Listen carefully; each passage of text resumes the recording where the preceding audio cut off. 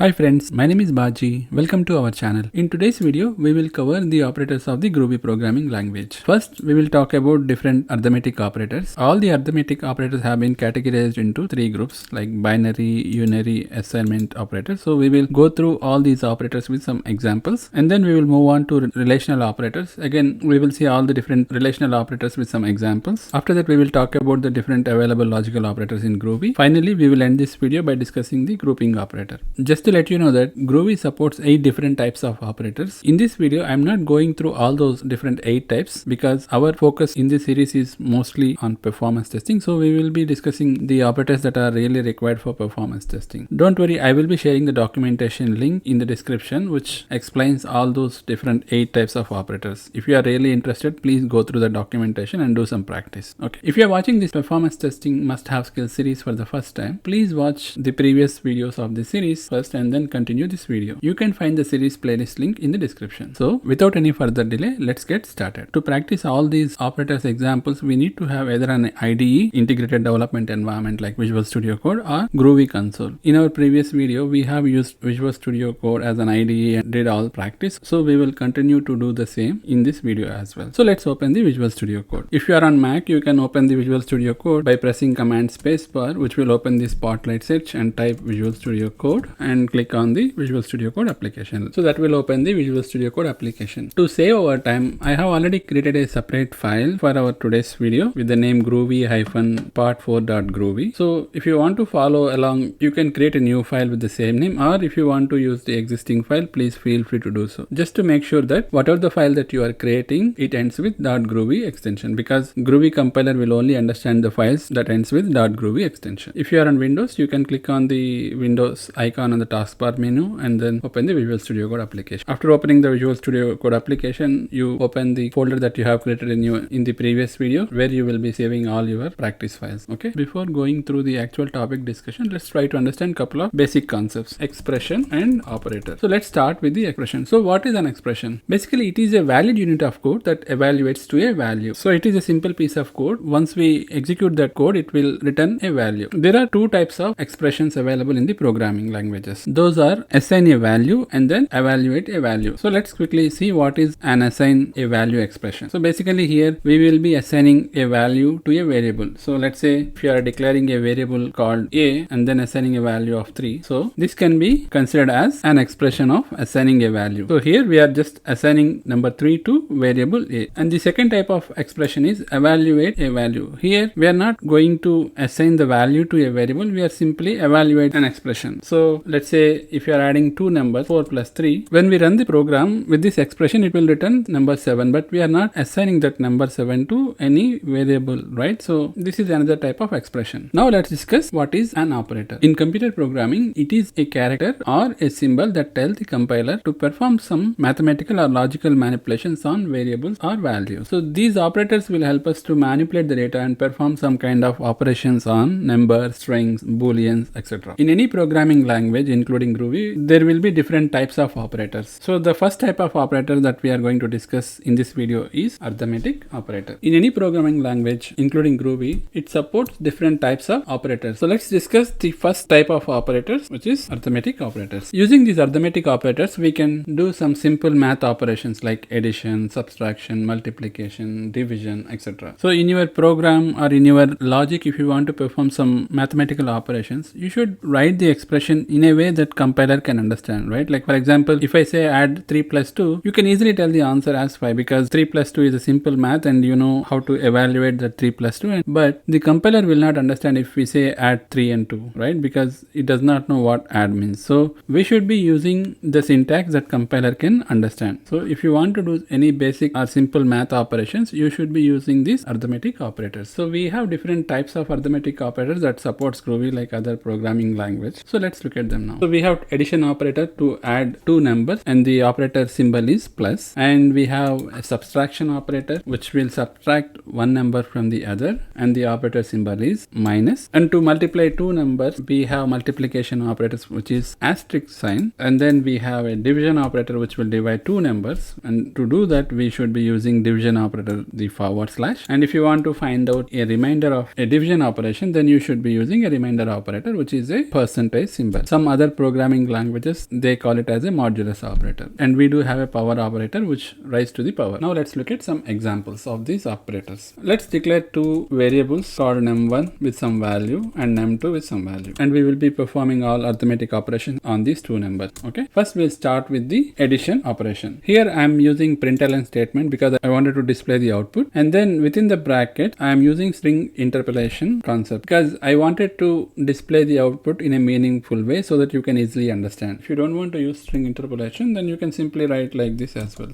Println num1 plus num2. Both will give the same results. So now let's try to run this program. So to run any Groovy program, what we need to do? We need to go to terminal, right? So if terminal is not open on your machine, then you can go to the terminal menu and then click new terminal. Since it is already open here, so I'm not clicking that option. So to run any Groovy program, the command is groovy space the file name. So what is our file name? groovy-part4.groovy. Let's run this program. If you carefully observe the output of line number 27 and 28, it is giving number 5 because our intention is to add 3 and 2. So if you add 3 and 2, it will give the result 5. So we are getting the 5, but in line number 27, there is a typo. That is why we are not getting the expected output. Can you identify the typo? In our previous video, while we talking about the string interpolation concept, I said that to use the string interpolation, the format is $ and then opening flower bracket and the expression and then the closing flower bracket. But in the first num1 and num2, I forgot to mention the $ symbol. If you see here, number 1, there is no $sign, and then in front of number 2 as well, there is no $. So that is why instead of returning the actual value inside the number 1, it just printed num1 and num2 like this. I hope you understand why we got this error. Let's try to rerun the same program and see if we are getting the expected output. Now we are getting the actual output. So my intention is to show that the addition operation in such a way that you can easily understand. So I wanted to show you that when you add 3 plus 2, the result will be 5. That is why I have used the string interpolation concept and written the expression in this way. But in any case, the idea here is to understand if you want to add two numbers, you should be using addition operator, which is plus symbol. So remaining arithmetic operations also, I will be using the string interpolation concept. If you are not comfortable, you can use the basic arithmetic operation expression. Okay. Now let's see the example of subtraction. If you want to subtract one number from other, you should be using subtraction operator. So the subtraction operator is minus symbol. So let's run the program to see what will be the output. If you subtract 2 from 3, then you will be getting 1. So that is what it is evaluating. And in num1 we have 3 and in num2 we have 2. So 3 minus 2 equal to 1. And the next one is multiplication operator. Again, we will be using same num1 and num2 values to do the multiplication. Just re-execute the program. If you multiply 2 with 3, you will be getting the result as 6. Here also we are achieving the same out. Okay. Now let's discuss the division operator and execute the program again to see the result. So if you divide 3 by 2, you will be getting 1.5. So it is giving the decimal value of the result. So if you don't want decimal result, you can use int dev and perform the same operations which will return the integer value. So let's look at that example now. Let's say if you want to divide num1 by 2, but you don't want the decimal, so you should be using int dev, and the syntax is like this. So the variable 1 dot int dev is a function of Groovy and then the variable 2, which is num2. So let's rerun the same program again to see the output. So in line number 30, we are using the basic division operators, which will return the decimal point if the number is not exactly divisible. So in the line number 31, we are using the int dev, which will return the integer value instead of decimal. Okay. And now let's look at the next operator, which is remainder. If you want to find out a remainder of a division operation, then you should be using this remainder operator. So let's run the program to see what will be the output. So if you divided 3 by 2, you will get a remainder of 1. So that is what it is returning. Let's make it num2 as 3 and then see what will be the output. Because 3 is divisible by 3, so the remainder should be 0, right? So we got the 0. So it is working as expected. So let's make it again num as 2. So and move on to our final arithmetic operator. Let's run the program. So if we raise 3 to the power 2, then the value will be 9. That means 3 multiplied by 3 equal to 9, right? So let's quickly look at all the operations once. Here is the final. If you want to add two numbers, then you should be using the addition operator like 3 plus 2 equal to 5. And then if you want to subtract one number from the another, you should be using the subtraction operator. For multiplication, please use multiplication operator, which is asterisk sign. And then for division operations, you should be using forward slash. And finding out the remainder, you should be using the remainder operator. And to raise to the power, you should be using double asterisk. Since these are all doing the basic binary operations, so we can also call them as binary operators. Okay. Now let's comment these things and then start discussing discussing the next type of operators, which is unary operator. So this is the second type of arithmetic operator. Basically,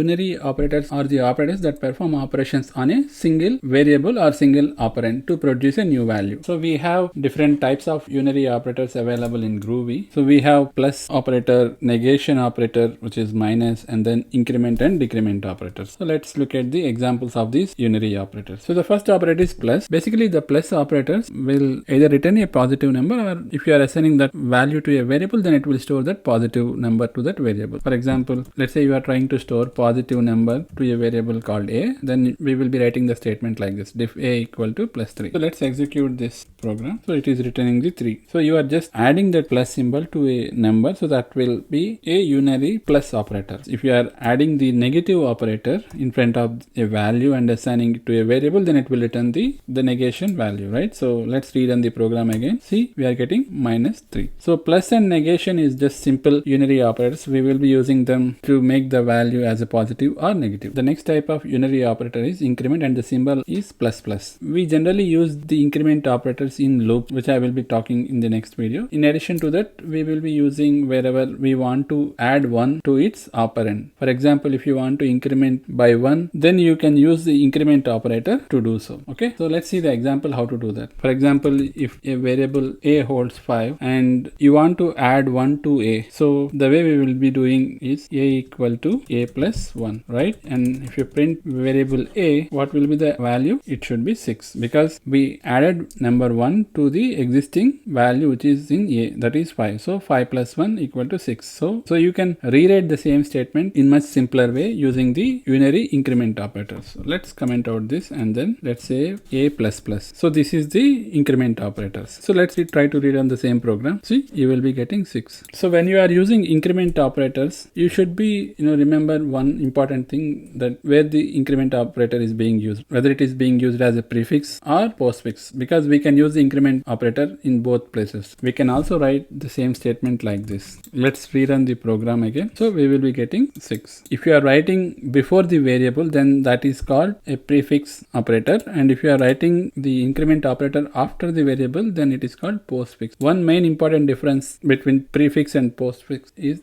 in prefix, first the value will be incremented and then it will be used in the expression, whereas in postfix, first the value will be used in the expression and after that only it will be increased. So to understand this, let's quickly go through one example of prefix. So here I'm trying to define number 6 into a variable called b and then printing out the value in b, and here I am using the prefix increment. So let's try to run the program. The value of b is 7, right? Let's try to use the postfix increment. That means we should be putting those plus plus symbols after b. Now let's try to run the program by commenting out the line number 57. If you see here, the value of b is 6. That means when you are using the increment operators in postfix combination, it will use the value first in the expression and then increment that thereafter. So if I try to print the b value again, see what will happen. So in line number 58, where we use the postfix increment operator, it did not increment anything, because in the postfix scenario it will be using that value first and then incrementing later on. But in line number 59, the value of b is already incremented in line 58, right? So that is why in line number 59 we got number 7. I hope you understand the concept prefix and postfix. This is very important because we might be assuming that the value will be incremented, right? And then when it actually evaluates the expression, it did not increment. So please be careful when you are using prefix and postfix. We also have a decrement operator. So the decrement operator is minus minus. So when you use the decrement operators, it will try to subtract 1 from its operand. In increment, it is adding 1 to its operand.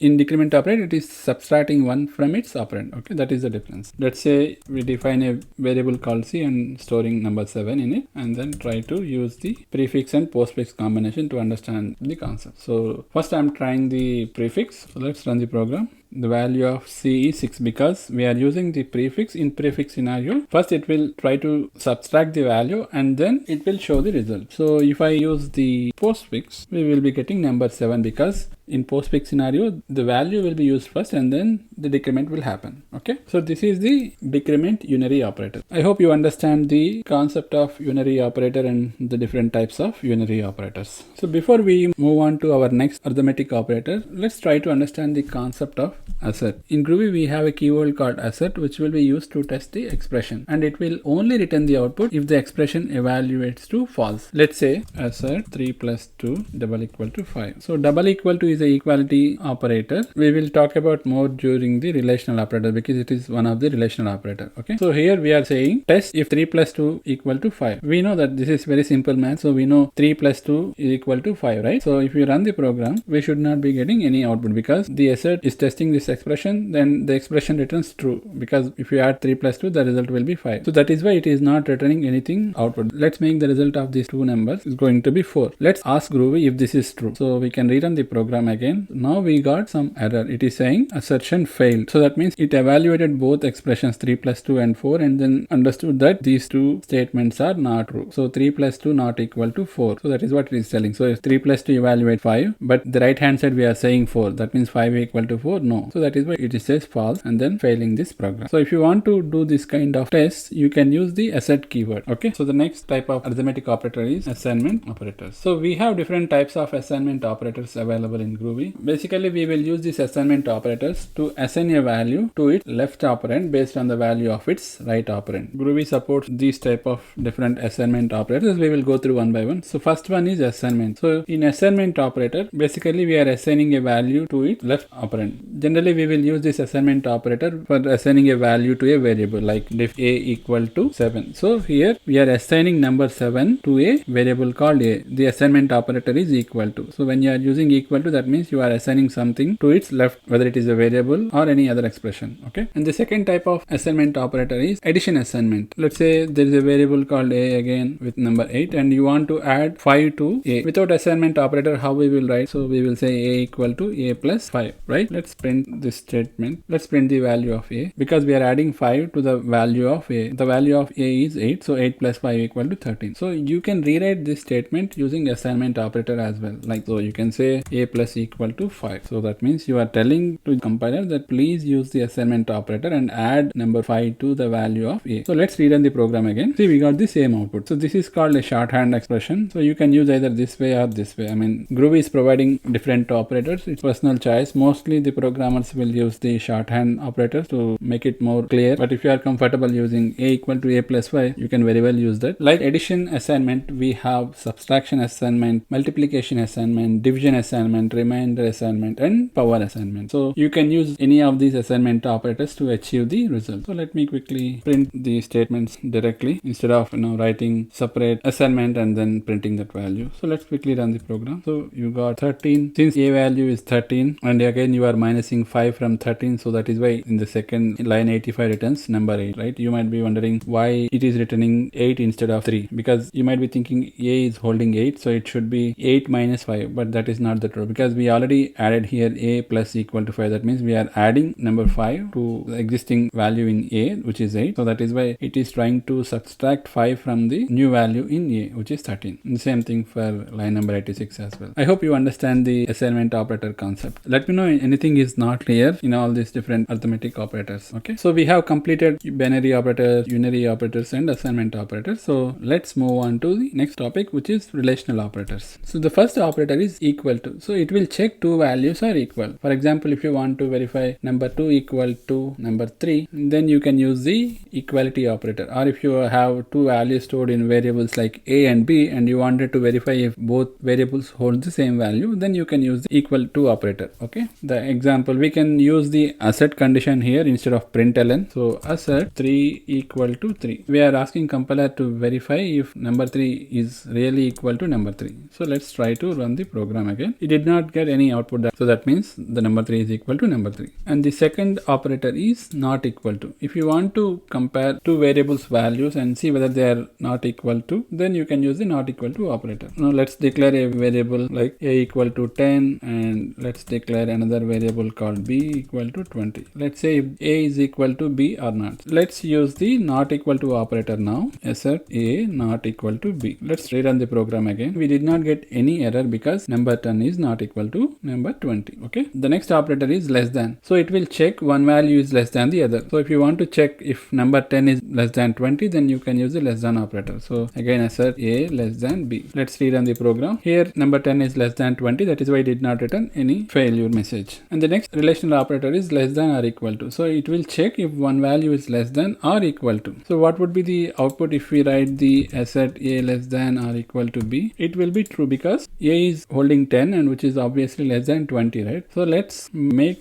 B as 10 and then just rerun the less than operator and see what will be the output. It is telling that the assertion is failed because number 10 is not less than 10, correct? It is equal to 10. So you cannot use the less than operator. Instead, you have to use the less than or equal to, which will check if the value is lesser than the second value or is it really equal to that value. So we can combine two operations in one operator using less than or equal to. So if you rerun the same program using less than or equal to operator, so the expected result should be true because A is not less than, but we have equal to operator. We are telling that even if it is not less than, check if it is equal to 10. Since 10 is not less than 10, but 10 is equal to 10, that is why in line number 104 did not return any assertion failure. The results evaluated as true. In the next relational operator is greater than. So let's write again A greater than B. Is A greater than B? Is 10 greater than 10? Let's find out. No, A is not greater than B because 10 is not greater than 10. It should be equal, 10 equal to 10. So let's say if you make B as 5 and rerun the program again, what will be the result? True, because 10 is greater than 5. And the final relational operators which is greater than or equal to. Let's say assert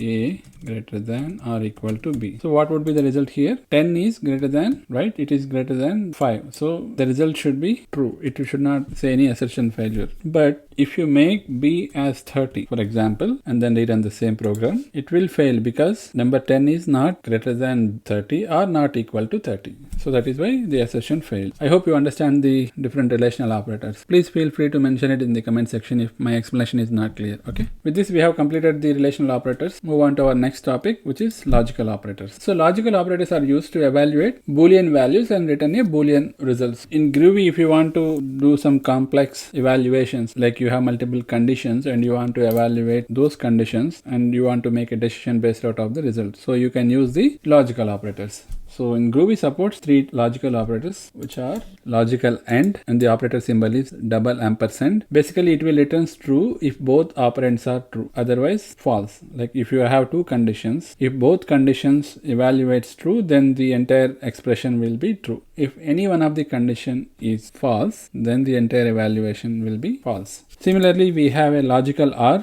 and the symbol is double pipe, and it will return true if at least one of the expression is true. If both expressions are false, then it will return the false. And we have another operators which is logical NOT operator, then the symbol is the exclamation mark. So it will return the opposite value of the expression. For example, if your condition or expression evaluates true and if you use the NOT operator, then the entire expression will be evaluated as false. So it will be opposite to the actual evaluation of the expression. Okay, let's understand the logical operators with some examples. So in line 115, we have 2 conditions. The first condition evaluates true and the second condition evaluates true, and we have used the logical AND operator. So if both expressions evaluates true, then the total expression evaluates true. If any one of the condition evaluates false, then the entire expression will be false for logical AND case. So let's try to run the program. So true and true is equal to true. So it evaluates to true. Let's make it one of the expression as false and then see what will be the result. So if one of the expression is false, then the entire AND operation evaluation will be false. So that is what we got here. Now let's look at the second logical operators, which is OR. Let's run the program. So here we are saying true or false. We are asking compiler to evaluate if condition true or false. So like I mentioned before, if any one of the operand or expression is true in OR combination, then the entire expression will be evaluated to true. So that is why, since we had true here, the entire expression also returns as true. Let's look at the NOT operators, which will evaluate evaluate the opposite of the expression. For example, if you are evaluating as false and you are using not operator, then the entire expression will be evaluated to true. So if I rerun the same program again, I should be getting true because not false equal to true.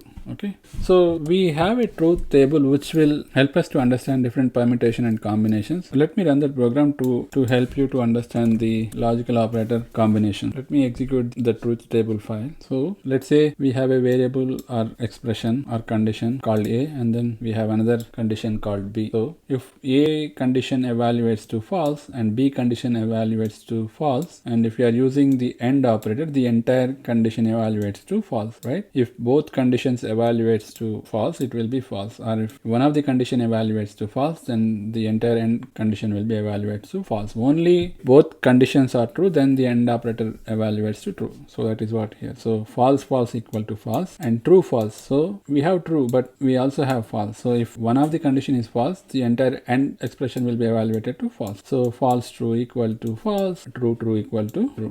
Because both conditions are true, then the AND operator will be evaluated to true. So these are the four different combinations that we can see in any situation. Okay, and for the same conditions, if you are using the OR operator, and the result will be evaluated like this. If you use false, then OR operator will evaluate the false. If one of the condition has true, then the entire OR evaluation will be true. So for example, true false is going to be true, false true is going to be true, and true also going to be true. And for not operator, it returns the opposite of the evaluation. For example, if the condition is false and if you are using the not operator, then the expression will be evaluated to true, and if you are using true, and the entire expression will be evaluated to false. I hope you understand these truth tables or these logical operators are there in many programming languages, and the concept is pretty much same. Only thing, they may be using the different operator symbol. Okay, we just need to understand the operator symbol that they are using for the logical operation evaluations. In Groovy or Java, we are using for AND we are using double ampersand, for OR we are using pipe symbol, two pipes, and then for not it is the exclamation. Okay, so we have completed arithmetic operators, relational operators, logical operators. So let's move on to our final topic, which is grouping operator. Basically, grouping operator, which is a opening parenthesis and closing parenthesis. So basically it controls the precedence of evaluation and expression. So far we talked about different operators, right? Like arithmetic operators, logical operators, and relational operators. So we need to understand which operators will take higher priority. So to understand that, let's quickly go to the Apache official documentation. So open the Chrome browser and type Apache Groovy operators and go to the official website. So in this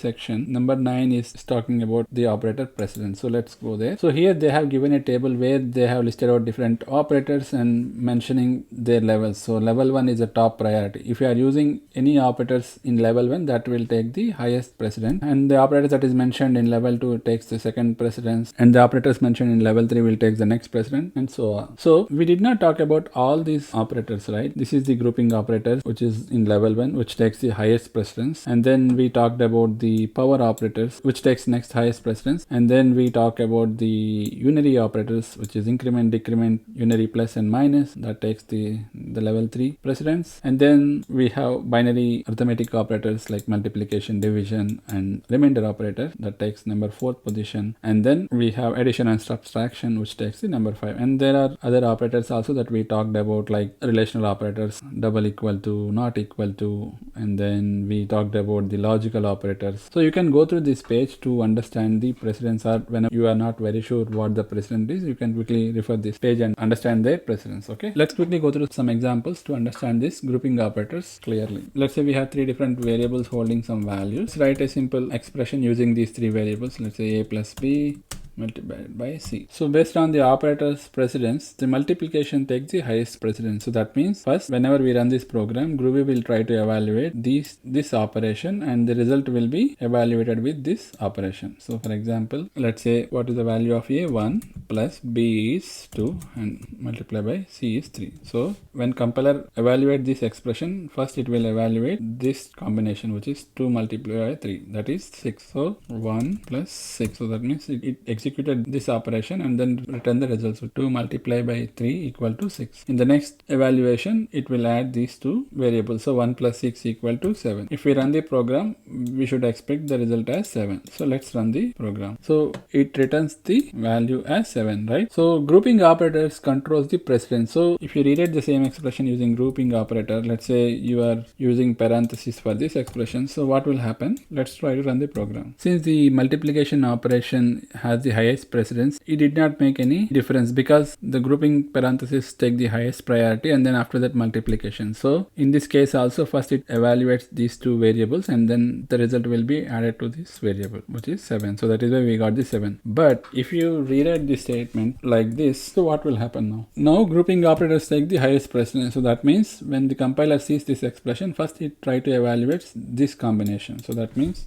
let's say 1 plus 2 multiplied by 3. So since we have parentheses for this expression, so that takes first priorities irrespective of what is the operator within that parenthesis. So it evaluates this expression 1 plus 2 equal to 3. So that means 3 multiplied by 3 equal to 9. So if you rerun the program, we will be getting 9 instead of 7. So let's run the program. So Groovy is complaining that you cannot invoke the multiply method on null object. The reason why the Groovy is complaining this error message is that it evaluated this statement first. After that, it became a null object. So on null object, we cannot do any multiplication. So that is why Groovy is complaining this error message. So to fix this, I think it is better to use string interpolation combination so that we can get the actual expected output. So let's rewrite the same statement using the string interpolation concept. Let's try to rerun the same now. So we are getting 9. So just make sure when you are using the grouping operator, whenever you see any null pointers or this kind of errors, try to use the string interpolation to get the expected output. Okay. With that, I have completed the Groovy operator explanations. We also have some conditional operators like ternary operator, Elvis operator. We'll talk about these operators in the next video after completing the conditional statement explanation. That will be the right time to talk about these conditional operators. Okay. Then only you will understand the benefit of this conditional operator. That's it for this video. Thank you so much for staying till the end. I hope that was informative and you understood all the operators explained in this video. In case any specific operator concept is not clear to you or require more detailed examples or information, please feel free to mention it in the comment section. All the notes have been uploaded and you can find the link in the description. If you are new to our channel, please consider subscribing it. If any of your friends interested in learning performance testing concepts, please share this series link to them so that they will learn all these concepts for free and get benefited. I'll see you with our next video in this module. Until then, take care, stay safe and keep learning.